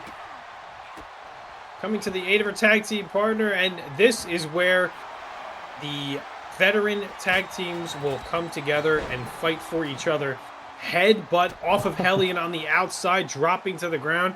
And it looks like the Chubby Bunnies are not happy right now. They're trying to take out what they are going to call the trash in this match. I don't think there's any love lost between these four women at all. They clearly hate each other enough. They are throwing everything they got behind every punch they have. Hellion's literally getting headbutted by Jessica. And it's just, they just don't like each other. Stephanie and Dim Sum working on the outside of the ring. Jessica and Hellion inside the ring. Sling blade. Huge crossbody from Dim Sum, taking down Stephanie. Jessica standing tall alone in the ring as the count is going. Hey, in a tornado tag match, there could still be a tag or a count out as long as somebody's outside of the ring. Jessica Carr, very fair, very balanced, very unbiased when it comes to wrestling, period. Jessica patiently waiting for Dim Sum to come back in the ring, drop kicks, while on the outside, Stephanie with a kendo stick taking it to Hellion. It doesn't really do much to Hellion. The more damage Hellion takes over time, I just feel like it's kind of like the Pokemon move Bide. It's just going to come back at you 2 times as strong as what you just put into her. And she got that Benjamin Button, but for damage.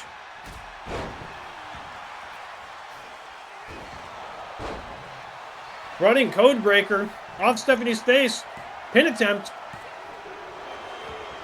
2 count and very close as Jessica rips the bag. No. Oh, God. Oh, but Hellion rips the bag out of Jessica's hands, and there go the thumbtacks.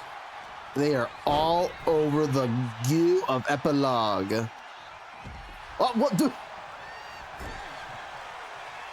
Hellion launched out of the ring. Dumped out. Yeah. Oh, my God. Stephanie coming to the aid of Jessica, not wanting to be the first person to be dumped into thumbtacks in this night, in this matchup. Trip down. Oh!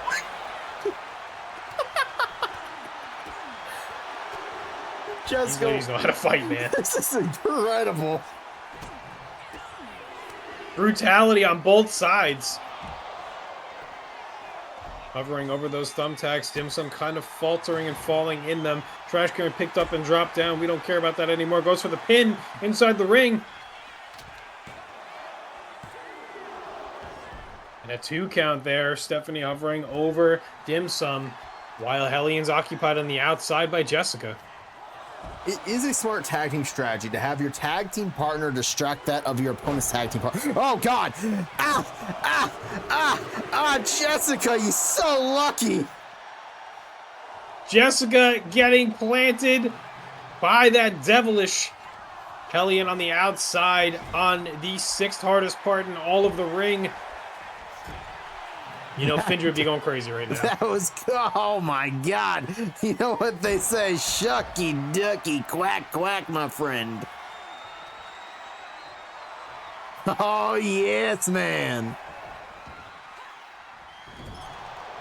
And some dropping off the package. Stephanie in the corner, hitting head first on the turnbuckle. And dragged out and powerbombed down. No pin yet. Hellion taking care of Jessica on the outside. Forearms to the back. Trash can missing. Drop kick also missing. Kick to the face. Ooh, rolled through. Looked like Stephanie slipped on a banana. Another kiss. Oh my God, Jesus. Both members of the Bunnies are just getting completely luctified. Jessica being pinned here by Hellion, but Stephanie breaking up the pin. Live fast action going your way here in EGW Wrestling.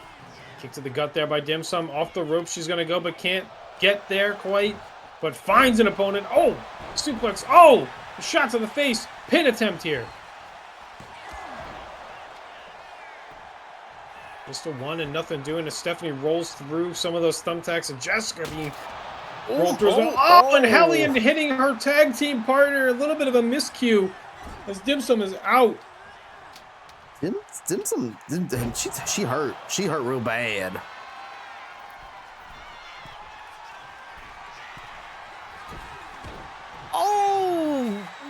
Xela spinal tap. Got her own spine tapped.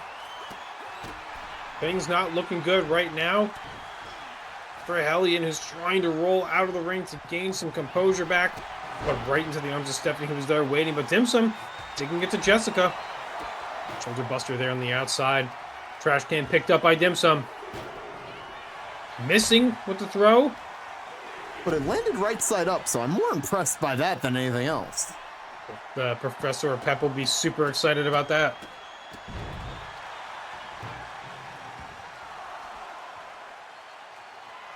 Oh, I think Dimsum might have gotten some thumbstacks in the back of her head.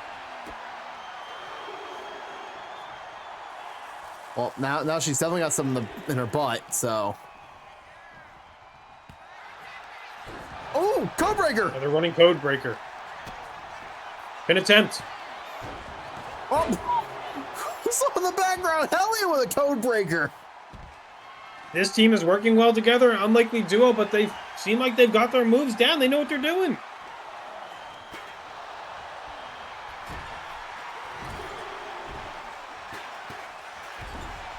Cannonball! Running cannonball.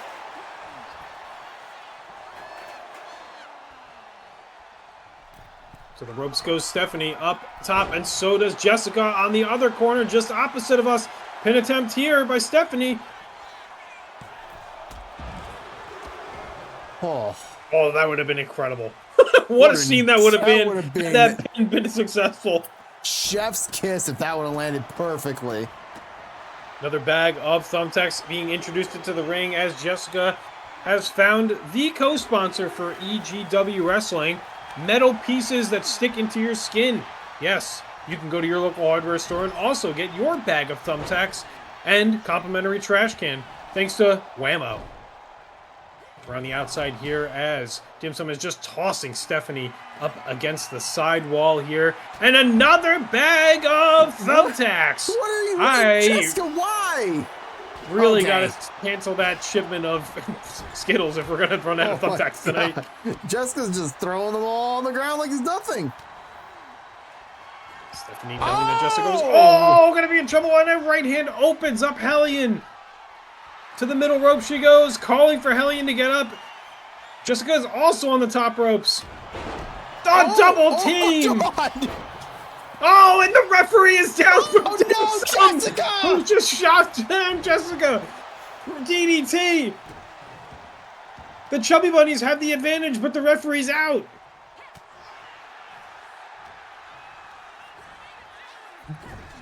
Into the corner goes Jessica, but Stephanie is there right to match up to Hellion, chop across the chest. The snapmare down. Goes for the pin. Chubby Bunny's on top right now. A 1 count, but referee's still down. And that'll do it. The Chubby Bunnies win. My Dimsum takes the fall, and the Chubby Bunnies are victorious. The team of Stephanie and Jessica Rabbit. They are That was the slowest count I've ever seen. She went from 1 to just holding the hand up in the air until she was ready. I don't know who exactly hit Jessica there, but it doesn't matter. Somebody is getting fined for that attack. We gotta find a way to pay for those thumbtacks somehow. Well, I just have to cancel the other order of all the Skittles that I just all the bought. Skittles primarily. We can keep and the then order. rebuy the metric tongue. You know what? Yeah, you're right. Keep the order. Keep the order. We might need those legitimately. Like, just keep our energies high for next week. But regardless of what's happening next week, because we're getting into what is next week after our main event tonight. Tonight, you still have a fatal 4-way featuring some of the members of the top echelon of EGW. You got Tendo Boy, one half of the Great Minds, #1 contender for the tag team championships. You have the Wise Melone, the current MCW champion. That is still a sentence I keep saying every week, and I just cannot believe it. It doesn't go away. Doesn't go away. The bad taste is still in my mouth. Funky Xela, one half of the AEGW World Tag Team Champions, and Derrick the Destroyer, a 2-time EGW World Champion. Two-time. That is also a sentence that just does not taste right in my mouth. But you said it. I mean, this is the top of the competition of EGW and the Wise Melone. You know, 3 out of the 4 people are the top competition here. And you know what? This is what it's all about. This is proving your worth as a champion. We have fighting champions. We didn't have that with Ross. We had it with other champions, but now we have the opportunity to show off what both of best promotions have to bring to you, the fans of Epilogue and Mango Championship Wrestling. And it's coming your way. And it's Fatal 4 action. Right now. The following Fatal 4-Way match is scheduled for one fall and is your main event of the evening. Introducing first, he is the EGMCW champion. He is the Wise Melone. Now talk about a story of attrition, of hard work paying off. Oh, I'm sorry. This is the wrong notes. This was from the other match. What notes are you reading? Let me go to my notes for the Wise Melone. Was manager of LaRue, couldn't figure out how to get him to win. Okay. Was manager of Timbo, couldn't figure out how to get him to win. Okay. Was put into #1 contenders match, somehow won. Yep. Wins match. That's it. That's what the Wise Melone has done in EGW, and he is now the EGMCW champion. It's unreal. He's something. He is a character. He might be the first person to invent it. Yeah, I swear, Sean, if you're listening somewhere out there, please, Sean, please, for the love of God, win for all of us. Do us all the favor, please. And his opponents. First, one half of the EGW World Tag Team Champions. He is Funky Xela. Time to get funky and time for some rock and roll with some heavy hits here from Funky Xela, the funky one. And like I said, he's been training with me in the off season, and quite frankly, he is bringing on some extra funk, if you know what I'm saying. Full of energy and full of what it is to be a champion. This is the caliber of EGW wrestling that we love to see. Look at that. Look at that title around his waist. Hell yeah. Doing all the things he can do, grabbing up into the apple tree, pulling the apples down, just kept ripping one after another. He's got the technique ready to go here tonight. Bananas. Bananas? Wait, bananas grow from the ground, right? I don't know where bananas grow. I know where mangoes grow. They grow out of the ground. True. Next, representing the great minds, he is Tendo Boy. Tendo Boy ready to take some flight and bring it direct to you. You see what I did there? I see what you did there. It was a funny one. Yeah, I know. You know, I'm not using Tendo Boy in non-tag team action. Yeah, I mean, it's been quite some time, right? I mean, Chubby Bunny's singles competition was quite some time ago for EGW in Season 1. And really, Tendo Boy's just been in tag team action or being managed at least by Ben on the ringside. And being solo dolo here might prove a little bit at fault for him. But you know what? Never count him out, I guess. Sure, but you know, Ben's not here because he and Azure last week were brutalizing one. Last week was a brutal week for EGW across the entire night.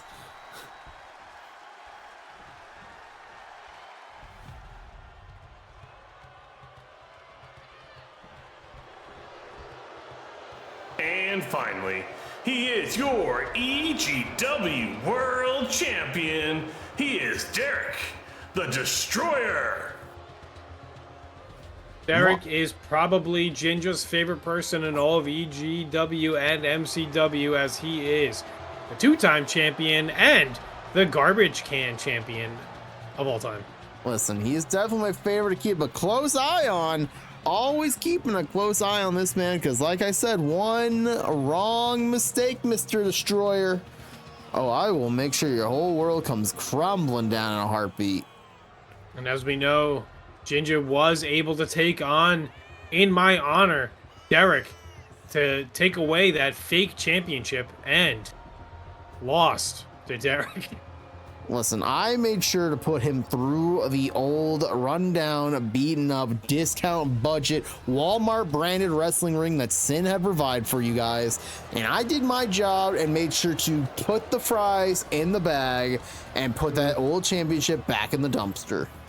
I guess in turn it did get us a new ring. So yeah, you know what? You did right there. Sometimes you gotta break some lemons to make orange juice. I got Skittles. Hell yeah. When's that metric Try that ton? new Kool-Aid trend? Oh, there's a Kool-Aid trend? Yeah, you put a bunch of fruit in a jar and you put Kool-Aid water in it and you let it soak into the fruit and then you get diabetes. Fatal four-way action here tonight. Our main event of the evening. Tendo Boy versus the Wise Melone versus Funky Xela versus Derrick the Destroyer. We are underway. Now see, I'm used to what you said, but I'm more used to being gummy bears put inside of it, and usually the liquid is more of a alcoholic beverage, and they're rummy bears. Oh no, this is not that trend. This is a different trend. It's brand new. Oh my god, Wise Melone, please. Can't believe, but I can also believe that the Wise Melone went for the other smallest competitor in the match as he was trying to take it to Tendo Boy, but is now on his back as much as Yogi is on his back at all times. We're gonna have to have Yogi versus Wise Melone at some point, just to see who is on the back of their backs the most. Interesting matchup on the other side of the ring. Oh, the walloping punch there. He got him with the why I oughta. Why I oughta, the wind up and the punch. In the ring, in the middle now, we have Funky Xela versus Derrick, and this could be one of those moments that you were talking about where you might have gold now, but you might want more gold, or you might want the top prize for whatever establishment you're in, and the EGW Championship, maybe it's on the line for Funky Xela here.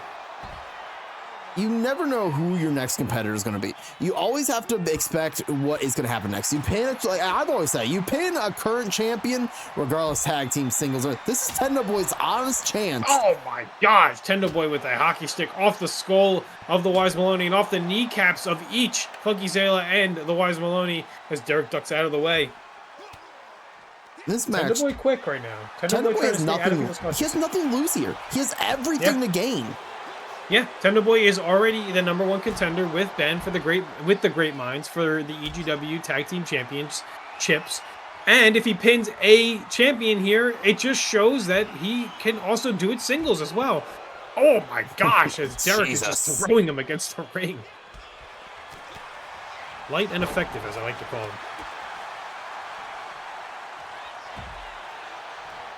Back body drop as Tendo Boy hits the 7th hardest spot on the outside of the ring.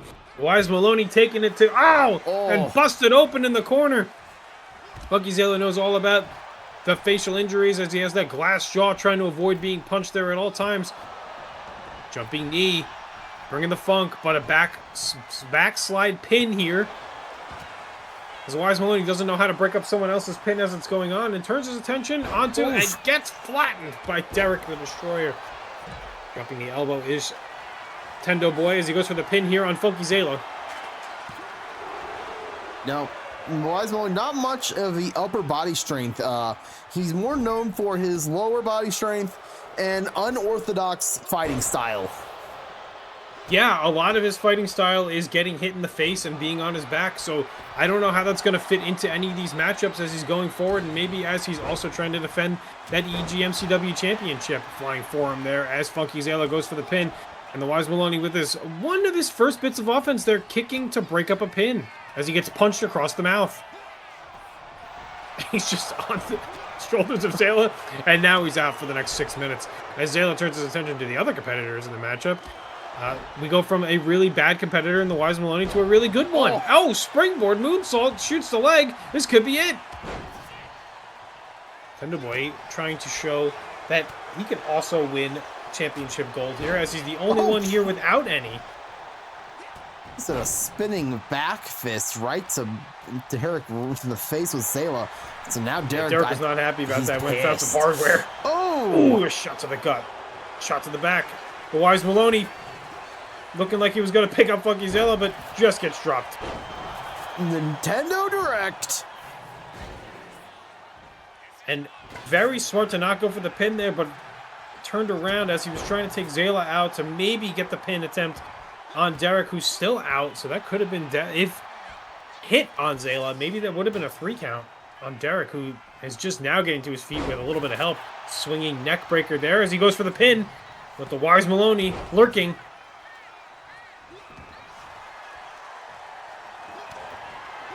gotta hurt when the Wise Melone comes chopping down on you when he's bringing like the hammer fist, because his 2 ivory tusks are also hitting you in the back when he's falling on you.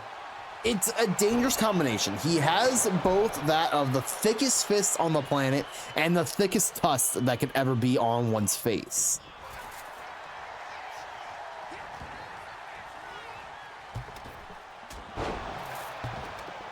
I don't know what the Wise Melone was going for there, but Xela helped him nonetheless. But now clothesline takes down the Wise Melone as he gets rolled over for the pin attempt.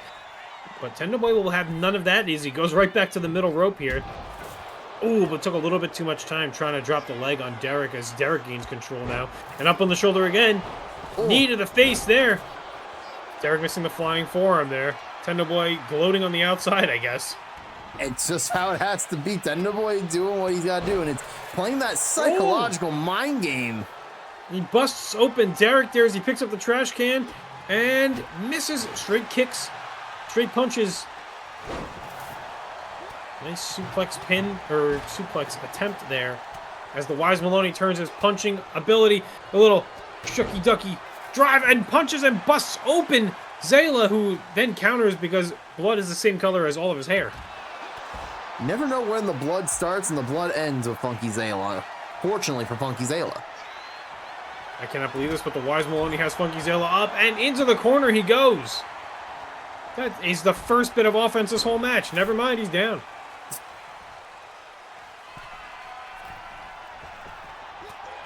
Ooh, Tendo Boy. Not. Well. Yeah, he wasn't looking. Oh my God! And I think that was a can of. Oh, it was a bottle of water off the Wise Melone's face. Candace back out here to cause more mayhem, apparently. Water. I'm pretty sure the Wise Melone has the hopes and dreams of all of the people he's managed in there. Oh, and a tornado DDT goes for the pin. Xela focusing on Derrick. And that'll do it as Tendo Boy comes out victorious here. Oh my. Huge. He pinned the EGW champion. Winner. He is Tendo Boy. Tendo Boy taking it to the competition here and scooping the victory in primetime fashion. Main event winner and main event status solidified there, pinning the EGMCW champion. What a night for... And then the thumbs up at the very... Hey, that was me. Yeah, I did it. I did it. Well, Kyle, that is another EGW in the books for us here tonight. But as we promised, it's time to talk about what's happening next week. Yeah, we have a little bit of summer fun coming up for all of you. After a eventful and jam-packed evening of wrestling tonight, where you had Ross and Sin getting their first victory as EGW tag team and could take that anywhere that they want to go. One end with another impressive victory, this time over GodofBeaverz and Peepus in Mouth. Timbo with a big win in the triple threat match versus Turk, who was distracted on the outside, pinning Kiako. And then you had the Chubby Bunnies taking the victory over the unlikely duo Tendo Boy with a win in the main event, and all leading up to a amazing show in... Wait, it's not next week, right? Yes. 2 weeks. No, it's next week. Next week. Yes. Yep, next week we are going to the beach, chat. Since credit card paid for a vacation for all of us, get your swim shorts ready. It's time to go. Since credit card is just maxed. It's got to be maxed. Tristan, it wasn't before. It's pretty close to max, but we know that we do have 2 weeks on the beach. We reserved the beach ring, which I don't know who decided this was a good idea. Have you ever wrestled on an entire wrestling ring made out of sand, Kyle? I've never even wrestled, so no. Boom. To answer your question, I guess. We have hired somebody to construct us a ring of sand. Because next week, on night 1 of the summer kickoff party, it is tag team action. Play Plump coming out to take on Guy Love in the very first ever Thumbtacks on the Beach match. It's Jameson Walker versus Le Lunchbox versus Slayer versus Bell. The EGMCW Championship on the line. Sean Norris looking to prove the curse is real as the Wise Melone tries to kill the curse as he tries to defend that EGMCW Championship. The EGW World Tag Team Champions on the line. The Disco Dragons defend against the Great Minds in an Iron Tables match. 15 minutes on the clock to put as many of your opponents through as many tables as possible. And then your main event of the evening. It is for the EGW World Championship. It's Hell in a Cell on a Beach. Beamancer versus Derrick. They're gonna let their animosity and destructive tendencies be locked inside of a 20-foot tall steel structure while there is sand beneath their toes. A lot of sand beneath the toes, a lot of sand going to be around some body parts that you probably didn't expect it to be, but a bash on the beach and a celebration to behold, and Skittles and thumbtacks galore. Oh my. EGW Wrestling coming to you from the beach party. It is going to be an extravaganza. It's going to be an incredible card, jam-packed, and as you know, we love to have gold on the line. A lot of gold, a lot of time, a lot of fun to be had on the beach next week.